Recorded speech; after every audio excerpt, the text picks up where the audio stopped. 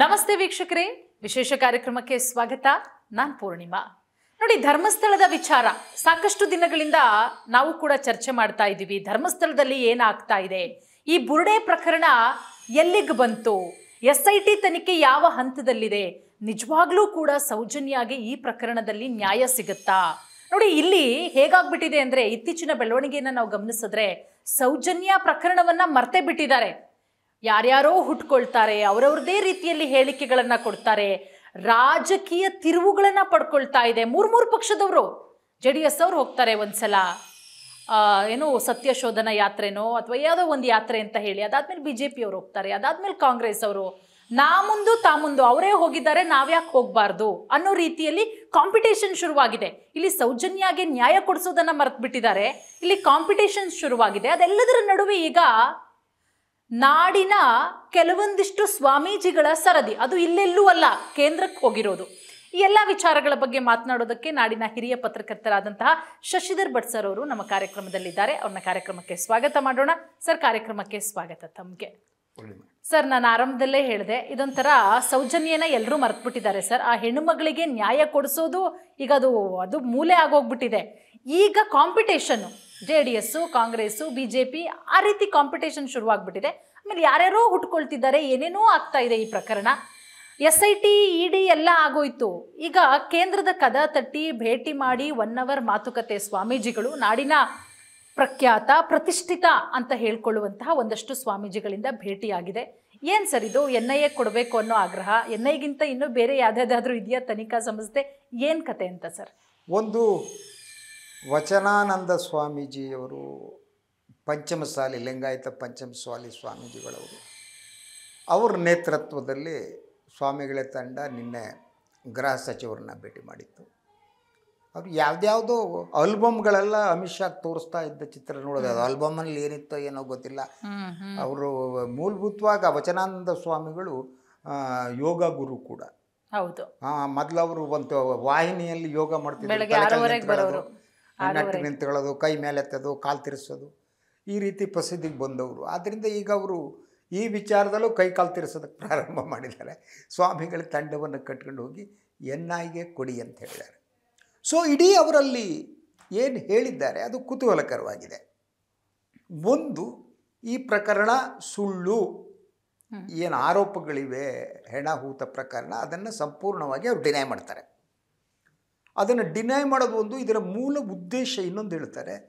ವೀರೇಂದ್ರ ಹೆಗಡೆಯವರು ಮತ್ತು ಧರ್ಮಸ್ಥಳ ಏನಿದೆ, ಈ 2 ಕ್ಷೇತ್ರಗಳಿಗೆ ಅಪಖ್ಯಾತಿಯನ್ನು ಉಂಟು ಮಾಡುವಂಥ ಒಂದು ಷಡ್ಯಂತ್ರ ನಡೀತಿದೆ ಅಂತಾರೆ. That's one. ಅದಾದಮೇಲೆ ಸ್ವಾಮೀಜಿಗಳೇನು ಹೇಳ್ತಾರೆ, NIA ತನಿಖೆ ನಡೆಸಿ ಅಂತಾರೆ. ಈಗಾಗಲೇ ಈ ಸ್ವಾಮಿಗಳು ಈ ವಿಚಾರದಲ್ಲಿ ಅಂತಿಮ ತೀರ್ಮಾನಕ್ಕೆ ಬಂದಾಗೋಗ್ಬಿಟ್ಟಿದೆ. ಇದೊಂದು ಷಡ್ಯಂತ್ರ. ಒಂದು, ಅವರ ಹೆಣಹೂತ ಪ್ರಕರಣವನ್ನು ಅವರು ಗಂಭೀರವಾಗಿ ತಗೋತಾ ಇಲ್ಲ ಸ್ವಾಮೀಜಿಗಳು. ಅಲ್ಲಿ ಹಲವಾರು ಹೆಣ್ಣು ಮಕ್ಕಳ ಹೆಣಗಳು ಬಿದ್ದು ಹೋಗಿವೆ. ಅವರಿಗೆ ಅನಾಮಧೇಯ ಅನ್ನುವ ಪಟ್ಟಿಯನ್ನು ಹಾಕಲಾಗಿದೆ. ಅಲ್ಲಿ ನಡೆದಂಥ ತನಿಖೆ ನ್ಯಾಯಬದ್ಧವಾಗಿ ನಡೆದಿಲ್ಲ ಅನ್ನುವ ದೂರಿದೆ. ಅದು ಪದ್ಮಲತಾ ಪ್ರಕರಣ ಇರ್ಬೋದು, ಸೌಜನ್ಯ ಪ್ರಕರಣ ಇರ್ಬೋದು, ಆನೆ ಮಾವುತರ ಸಾವಿನ ಪ್ರಕರಣ, ನಾರಾಯಣ್ ಪ್ರಕರಣ, ಇನ್ನೊಬ್ಬರ ಪ್ರಕರಣ ಇರ್ಬೋದು. ಸೊ 85ರ ನಂತರ ಹಲವಾರು ಹೆಣಗಳು ಅಲ್ಲಿ ಉರುಳಿವೆ. ಸ್ವಾಮೀಜಿಗಳು ಹೆಣ ಉರುಳಿದ ಬಗ್ಗೆ ಮಾತನಾಡಲ್ಲ. ಅದರಂತೆ ಸೌಜನ್ಯ ಅನ್ನುವ ಹೆಣ್ಣು ಮಗಳು, ಆಕೆ ಯಾವ ಸ್ಥಿತಿಯಲ್ಲಿ ಅವಳು ಹೆಣ ಸಿಕ್ಕಿತ್ತು, ಮನುಷ್ಯರಾದವರಿಗೆಲ್ಲ ನಮಗೆ ನಾವು ನಾಚಿಕೆಯಿಂದ ತಲೆ ತಗ್ಗಬೇಕಾದಂಥ ರೀತಿ ಅದು. ಆ ದೃಶ್ಯವನ್ನು ಕಲ್ಪಿಸ್ಕೊಳ್ಳೋದಕ್ಕೆ ಸಾಧ್ಯನಾ ಪೂರ್ಣಿಮಾ? ಆ ಗುಪ್ತಾಂಗದ ಮೇಲೆ ಅವ್ರು ಏನೇನು ಮಾಡಿದ್ರು, ಆ ದೇಹದ ಮೇಲೆ ಅವ್ರು ನಡೆಸಿರುವ ದೌರ್ಜನ್ಯ, ಆ ರೀತಿ ಹೆಣ್ಣು ಮಗಳು ಅವಳಿಗೆ ನ್ಯಾಯ ಕೊಡುವ ಒಂದು ಕನಿಷ್ಠ ಮಾನವೀಯತೆ ಈ ಸ್ವಾಮೀಜಿಗಳಿಗೆ ಇಲ್ಲ ಅಂತಂದರೆ ಇವರಿಗೇನು ಹೇಳೋಣ ನಾವು? ಇವರಿಗೆ ಯಾವ ರಕ್ಷಣೆಗೆ ಹೊರಟಿದ್ದಾರೆ? ವೀರೇಂದ್ರ ಹೆಗಡೆ ಅವರಿಗೆ ಅವಮಾನ ಆಗ್ತಾಯಿದೆ, ಧರ್ಮಸ್ಥಳಕ್ಕೆ ಅವಮಾನ ಆಗ್ತಾಯಿದೆ. ಆದರೆ ಆ ಹೆಣ್ಣು ಮಕ್ಕಳ ರೋದನ, ನೋವು, ಅವರ ಕುಟುಂಬದ ದುಃಖ ಈ ಸ್ವಾಮಿಗಳಿಗೆ ಅರ್ಥ ಆಗಲ್ಲ. ಯಾಕಂದರೆ ಅವ್ರಿಗೆ ಮಕ್ಕಳಿರ್ತಾರ ಎಲ್ಲೋ ಗೊತ್ತಿಲ್ಲ. ನಾನು ಭಾಳ ಸಂದರ್ಭದಲ್ಲಿ ಹೇಳ್ತೀನಿ, ನಿನ್ನೆನೂ ಹೇಳಿದೆ ಅಂತ ಕಾಣುತ್ತೆ. ಮಕ್ಕಳಿದ್ದವರಿಗೆ ವಯಸ್ಸಿಗೆ ಬಂದ ಒಂದು ಮಗುವನ್ನು ಕರೆದುಕೊಳ್ಳೋ ನೋವಿದೆಯಲ್ಲ, ಅದು ಅವರು ಬದುಕಿರುವವರೆಗೆ ಅದು ಹಾಂಟ್ ಮಾಡ್ತಿರುತ್ತೆ. ಅದು ಸಿ ನನ್ನ ಮಗಳು ಆ ಕುಸುಮಾವತಿ ಮಾತನಾಡುವುದನ್ನು ಕೇಳಿದೆವು. ನನ್ನ ಮಗಳು ಅವ್ರ ಮನೆಯಲ್ಲಿ ಆ ಮಗಳಿನ ಒಂದು ಫೋಟೋವನ್ನು ಇಡಲಾಗಿದೆ. ಆ ಫೋಟೋಗೆ ಹೂವಾರ ಹಾಕಲಾಗಿದೆ. ಪ್ರತಿದಿನ ಆ ಮಗಳ ಫೋಟೋವನ್ನು ನೋಡ್ತಾ ನೋಡ್ತಾ ತಮ್ಮ ನೋವನ್ನು ಮರೀತಿದ್ದಾರೆ. ಈ ನೋವು ಈ ಸ್ವಾಮಿಗಳಿಗೆ ಕಾಡ್ತಾ ಇಲ್ಲ. ಈ ಸ್ವಾಮಿಗಳು ಅವರ ಸ್ಟೇಟ್ಮೆಂಟ್ನಲ್ಲಿ ಅಮಿತ್ ಶಾ ಅವ್ರ ಹತ್ರ ಹೇಳ್ತಾರೆ, ಈ ಸ್ವಾಮಿಗಳನ್ನೆಲ್ಲ ಟಾರ್ಗೆಟ್ ಮಾಡಲಾಗ್ತಾ ಇದೆ, ಸ್ವಾಮಿಗಳನ್ನ ಹಿಂದುತ್ವ ಟಾರ್ಗೆಟ್ ಮಾಡಲಾಗ್ತಾ ಇದೆ, ವೀರೇಂದ್ರ ಹೆಗ್ಗಡೆ ಅವ್ರನ್ನ ಟಾರ್ಗೆಟ್ ಮಾಡಲಾಗ್ತಾ ಇದೆ, ಧರ್ಮಸ್ಥಳವನ್ನು ಟಾರ್ಗೆಟ್ ಮಾಡಲಾಗ್ತಾ ಇದೆ. ಯಾರು ಟಾರ್ಗೆಟ್ ಮಾಡ್ತಿದ್ದಾರೆ? ಇಲ್ಲಿ ಧರ್ಮಸ್ಥಳದ ಹೆಸರು ಯಾಕೆ ಬರ್ತಿದೆ ಅಂದರೆ, ಈ ಅನಾಮಧೇಯ ಹೆಣಗಳು ಸಿಕ್ಕಿದ್ದು ಧರ್ಮಸ್ಥಳದಲ್ಲಿ, ಕುಕ್ಕೆ ಸುಬ್ರಹ್ಮಣ್ಯದಲ್ಲ, ಗೋಕರ್ಣದಲ್ಲ, ಪುತ್ತೂರಿನಲ್ಲ, ಇನ್ನೆಲ್ಲೂ ಅಲ್ಲ. ಹೆಣ ಎಲ್ಲಿ ಸಿಕ್ಕಿದೆಯೋ ಅಲ್ಲಿ ಹೆಣ ಸಿಕ್ಕಂಥ ಸಂದರ್ಭದಲ್ಲಿ ಆ ಊರಿನ ಹೆಸರನ್ನು ಹೇಳಬೇಕಲ್ವಾ? ಅದ್ರ ಜೊತೆಗೆ ಯಾರ್ದು ಹೇಳಬೇಕು? ಅಲ್ಲಿ ಯಾರು ಆ ಪ್ರದೇಶದ ಉಸ್ತುವಾರಿಯನ್ನು ನೋಡಿದ ಅಲ್ಲಿ ಅವ್ರದ್ದೇ ಸರ್ಕಾರ ಅನ್ನುವ ವಾದ ಇದೆ. ಹೌದು, ಅದಕ್ಕೆ ಸತ್ಯ ಗೊತ್ತಾಗಬೇಕಲ್ವಾ? ಅಲ್ಲಿಯ ಪೊಲೀಸರು, ಅಧಿಕಾರಿಗಳು, ರಾಜಕಾರಣಿಗಳು ಪ್ರತಿಯೊಬ್ಬರು ಈ ಪ್ರಬಲರ ಮಾತು ಕೇಳ್ತಾರೆ ಅನ್ನೋ ದೂರಿದೆ. ಅದ್ರ ಹಿಂದೆ ಹೊರಗೆ ಬರಬೇಕಾಗಲ್ಲ. ಇದ್ರ ಬಗ್ಗೆ ಯಾಕೆ ಈ ಸ್ವಾಮಿಗಳು ಮಾತನಾಡಲ್ಲ? Why these people are not speaking about that? ಯಾಕೆ ಮಾತಾಡ್ತಾ ಇಲ್ಲ ಅವರು? ಏನು ಅವ್ರನ್ನ ಬಂಧಿಸಿದೆ? ನೀವು ಹಿಂದೂ ಧರ್ಮ ಬೇರೆ, ನಾನು ಭಾಳ ಸಲ ಹೇಳ್ತಾರೆ, ಮಂಜುನಾಥ ಬೇರೆ, ಅಣ್ಣಪ್ಪ ದೇವರು ಬೇರೆ, ನಂಬಿಕೆ ಅದು ಎನಿಬಡಿ ಕ್ಯಾನ್ ಗೋ. ಉಸ್ತುವಾರಿಗೆ ಏನು ಸಂಬಂಧ ಇದೆ ಅಲ್ವಾ? ಎಲ್ಲೋ ಒಂದು ಬ್ಯಾಂಕ್ ದರೋಡೆ ಆದ್ರೆ ನಾವು ಯಾರನ್ನ ಕೇಳ್ತೀವಿ ಹೇಳಿ? ಎದುರುಗಡೆ ಕಾವಲ್ಗಾರನ ಕೇಳ್ತೀವಿ ಅಲ್ವಾ? ಚೌಕಿದಾರನ ಕೇಳ್ತೀವಿ. ಅಲ್ಲೆಲ್ಲ ಸೆಕ್ಯೂರಿಟಿ ಮನುಷ್ಯ ಇಟ್ಟಿರ್ತಾರೆ. ಆ ಸೆಕ್ಯೂರಿಟಿ ಮನುಷ್ಯನ ಏನಯ್ಯ ಹಿಂಗಾಗಿದೆ ಅಂತ ಕೇಳ್ತೀವಿ. ಧರ್ಮಸ್ಥಳದ ಸೆಕ್ಯೂರಿಟಿ ಚೌಕಿದಾರ ಯಾರು? ಯಾವ family? Veerendra Heggade family.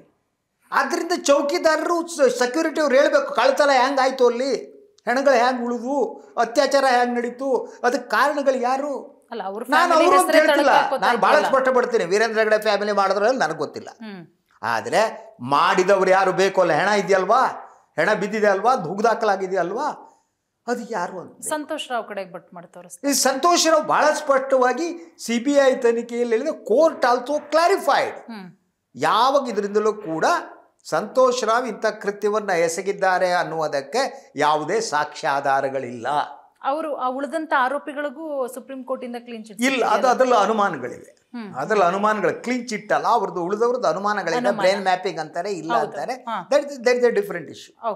So Santosh ರಾವ್ದು ಬೇರೆ, ಇವ್ರು ಬೇರೆ. ಯಾಕಂದ್ರೆ ಇವ್ರನ್ನ ಭಾಳ ಸ್ಪಷ್ಟವಾಗಿ ಇವ್ರನ್ನ ಎನ್ಕ್ವೈರಿನೇ ಮಾಡಿಲ್ಲ ಸರಿಯಾಗಿ. ಅದ್ರ ಜೊತೆಗೆ ಒಂದ್ಸಲ ಒಂದು ಕ್ರಿಮಿನಲ್ ಪ್ರೊಸೀಜರ್ ಪೂರ್ಣಿಮಾ, ಒಂದು ಹೆಣ ಬಿದ್ದಿದೆ, ಫೈನ್. ಅಲ್ಲಿ ನೀವು ತಕ್ಷಣ FSL ಬರಬೇಕೋ ಬೇಡವಾ? ಬರಬೇಕು. ಸೌಜನ್ಯ ಕೇಸ್ನಲ್ಲಿ FSL ಬಂದಿದ್ರಾ?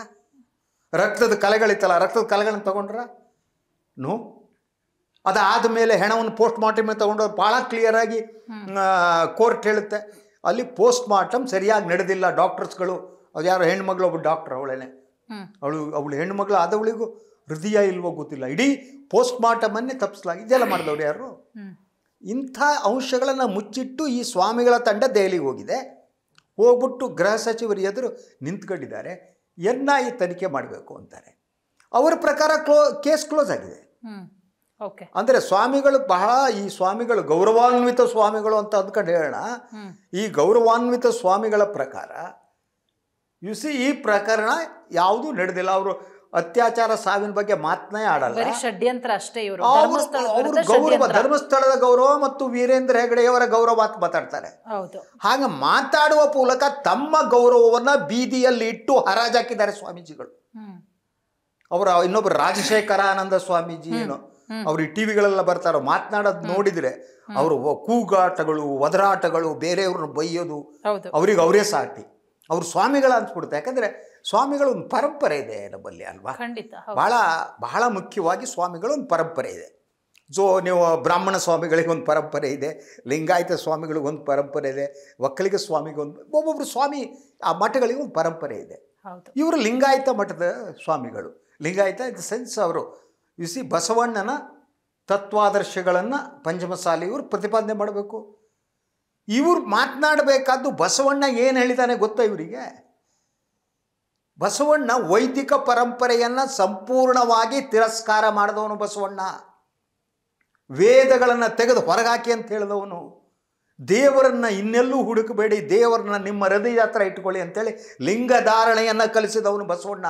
ಲಿಂಗ ಯಾಕಿರುತ್ತೆ? ನನ್ನ ದೇವರು ನನ್ನ ದೇಹದ ಮೇಲಿರಲಿ, ನನ್ನ ಶಿವ ನನ್ನ ಹತ್ರ ಇರಲಿ, ನಾನು ಲಿಂಗವನ್ನು ತೆಗೆದು ಕೈಯಲ್ಲಿ ಹಿಡಿದು ಪೂಜೆ ಮಾಡ್ತೇನೆ, ದೇವಸ್ಥಾನ ಬೇಕಾಗಿಲ್ಲ ಅಂತ ಹೇಳಿದವನು ಬಸವಣ್ಣ. ಬಸವಣ್ಣನ ತತ್ವಾದರ್ಶವನ್ನು ಪ್ರತಿಪಾದಿಸಬೇಕಾದ ಸ್ವಾಮೀಜಿಗಳು ಎಲ್ಲೋ ಹುಡ್ಕೊಂಡು ಹೋಗ್ತಾರೆ. ಬಸವಣ್ಣ ಹೇಳಿದ್ದಾರೆ, ಸ್ಥಾವರಕ್ಕೆ ಅಳಿವುಂಟು ಜಂಗಮ ಕಳಿವಿಲ್ಲ. ಅಂತಹ ಮಹಾನ್ ಕ್ರಾಂತಿಕಾರಿ ಬಸವಣ್ಣನ ಅನುಯಾಯಿಗಳು ಇವರು. ಬಸವಣ್ಣನ ಅನುಯಾಯಿಗಳಾಗ್ಬಿಟ್ಟು ಯಾವುದೋ ಒಂದು ದೇವಸ್ಥಾನ, ಆ ದೇವಸ್ಥಾನಕ್ಕೆ ಜೈನ ಆಡಳಿತಾಧಿಕಾರಿಗಳು ಅಲ್ಲೇನೋ ಕೊಲೆ ಅತ್ಯಾಚಾರ ನಡೆಯುತ್ತೆ, ಅದಕ್ಕೆ ಯಾರೋ ದೂರುಗಳು ಬರ್ತವೆ, ಅದಕ್ಕೆ SIT ಸರ್ಕಾರ ನೇಮಿಸುತ್ತೆ, SIT ತನಿಖೆ ನಡೆಸ್ತಾ ಇರುತ್ತೆ. ಈಗ NIA ತನಿಖೆ ಮಾಡಿ ಅಂತ. NIA ನೆಕ್ಸ್ಟ್ ಯಾರಿಗೆ ಮಾಡಬೇಕು? ಅದೇನೆ FBI, ಇವರಿಗೆ ರಾಜ್ಯ ತನಿಖಾ ಸಂಸ್ಥೆ ಮೇಲೆ ನಂಬಿಕೆ ಇಲ್ಲ, ತನಿಖೆನೇ ಮುಗುದಿಲ್ಲ ಅಂತ. ಅಲ್ಲ ಅದು ಇಲ್ಲ ಅಂತಾನೆ ಇವ್ರು NIA ಹೋಗಿದಾರಲ್ಲ ಸರ್. ಇದನ್ನ ನಾನು ಏನು ಕರಿತೀನಿ ಗೊತ್ತಾ ನಿಮಗೆ? ರಾಜ್ಯ SIT ತನಿಖೆ ಮುಗಿಯೋದಕ್ಕಿಂತ ಮೊದಲು ಈ ಸ್ವಾಮಿಗಳ ಈ ವರ್ತನೆ ಏನಿದೆ ಅವ್ರು ಇನ್ನು ಹೇಳ್ತಾರೆ, ಇದನ್ನು ನಾನು ರಾಜಕೀಯ ಅಂತ ಕರಿತೀನಿ. It is A politics. ಇದು ಸ್ವಾಮಿಗಳ ರಾಜಕಾರಣ. ಇವರು ರಾಜಕಾರಣ ಮಾಡ್ತಿದ್ದಾರೆ. ಒಂದಿಷ್ಟು ಜನ ಗುಂಪು ಕಟ್ಕೊಂಡು ಹೋಗ್ಬಿಟ್ಟು ಅಲ್ಲಿ BJP ಎಂಟ್ರಿ ತಗೋಬೇಕು ಅಲ್ವಾ? NIA ಯಾರ್ದು? ಕೇಂದ್ರ ಸರ್ಕಾರದ್ದು, ಅಮಿತ್ ಶಾ ಅವ್ರದ್ದು. ಅಮಿತ್ ಶಾ ಅವ್ರದ್ದು ಇದನ್ನು ಮಾಡಿ ಅಂತ ಹೇಳೋದು ಯಾಕೆ? ಅವರು ಅಮಿತ್ ಶಾ ಅವ್ರನ್ನ ನಂಬ್ತಾರೆ, ರಾಜ್ಯ ಸರ್ಕಾರ ನಂಬಲ್ಲ. ವಾಯ್? ಅಮಿತ್ ಶಾ ಯಾಕೆ ನಂಬ್ತಾರೆ ಅಂದರೆ ಅವರು ಹಿಂದುತ್ವದ ಪ್ರತಿಪಾದಕರಾದ್ದರಿಂದ. ಸತ್ಯ ಏನೇ ಇರಲಿ, ವೀರೇಂದ್ರ ಹೆಗಡೆಯವರು BJPಯಿಂದ ಹೌದು ನಾಮಕರಣಗೊಂಡಿರುವ ರಾಜ್ಯಸಭಾ ಸದಸ್ಯರಾಗಿರೋದ್ರಿಂದ ಸೊ ಅವರು ಇವ್ರನ್ನ ರಕ್ಷಣೆ ಮಾಡ್ತಾರೆ. ಅಲ್ಲಿ ಏನೇ ಕೃತ್ಯಗಳು ನಡೀಲಿ, ಎಷ್ಟೇ ಅತ್ಯಾಚಾರ ನಡೀಲಿ, ಎಷ್ಟೇ ಹೆಣಗಳು ಉರಿಲಿ, ಯಾರೇ ಸಾಯಲಿ, ಸಂಬಂಧ ಇಲ್ಲ, ಇವರು ಉಳ್ಕೋಬೇಕು. ಅದು ಸಾಧ್ಯ ಅರ್ಥ ಅಮಿತ್ ಶಾ BJP ಸರ್ಕಾರದಲ್ಲಿ ಮಾತ್ರ ಸಾಧ್ಯ. ಅವರು ಇವರು ರಕ್ಷಣೆ ಮಾಡ್ತಾರೆ. ಆ ರಕ್ಷಣೆಗಾಗಿ ಯಾಕೆ ಓಡೋಗ್ತಾರೆ ಅಂದರೆ ಅವರ ಒಳಗಡೆ ಅನುಮಾನ ಇದೆ. ಪೂರ್ಣಿಮಾ, SIT ತನಿಖೆ, ರಾಜ್ಯ ಸರ್ಕಾರ ತನಿಖೆ ನಡೆದರೆ, ಅದು ಪ್ರಾಮಾಣಿಕವಾಗಿ ನಡೆದರೆ ನೆಲದ ಒಳಗೆ ಹುಗಿದಿರುವ ಅಸ್ಥಿ ಪಂಜರಗಳು ಎದ್ದು ನಿಂತು ನರ್ತನ ಮಾಡಬಹುದು.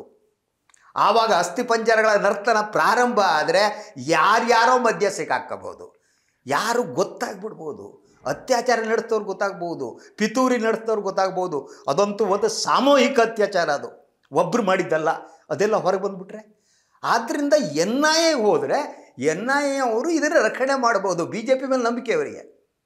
ಯಾಕೆಂದರೆ ಧರ್ಮ ಹಿಂದುತ್ವದ ಹೆಸರಿನಲ್ಲಿ ಇಂಥದನ್ನೆಲ್ಲ ಸಮಾಧಿ ಮಾಡುವ ಶಕ್ತಿ ಇದೆ ಅವರಿಗೆ ಅನ್ನೋದು ಈ ಸ್ವಾಮಿಗಳ ನಂಬಿಕೆ.